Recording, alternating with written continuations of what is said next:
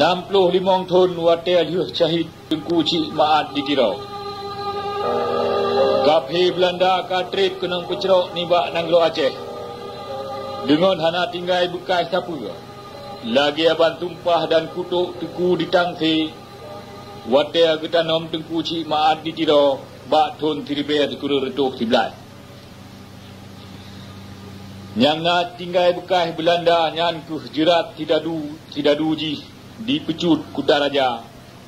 Yang urang Aceh yang menghadap nyan hana teruk ate guh bak gerila.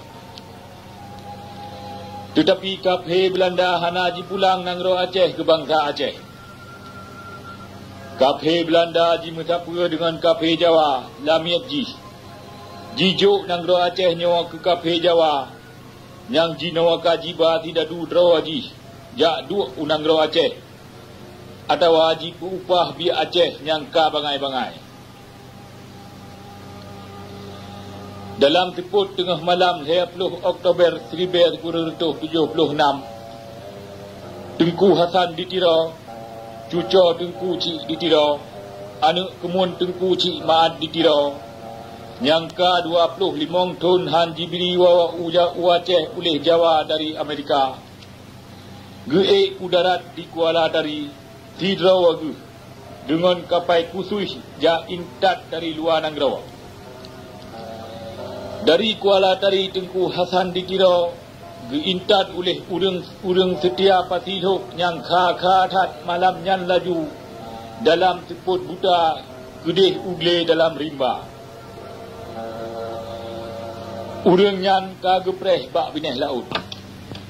Jadi nyawa buat merencana.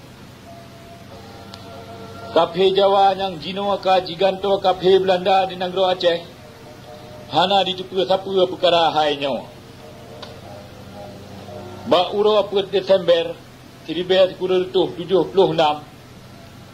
65 tahun ribah Tengku Cik Maat di Tirau dalam siuh perang Aluabud. Oleh Tengku Hasan di Tirau, ka penyata kelai Aceh merdeka ubak dunia. Yang Bandung terkejut hat dengan kejadiannya. Sejarah kamula. Aceh kana dalam perjuangan lahir kelai Renaissance. Perjuangan kemerdekaan Aceh ka gemulai kelai. Dan dengan tekedi ni Tuhan, dengan pimpinan Tengku di Tirau alam.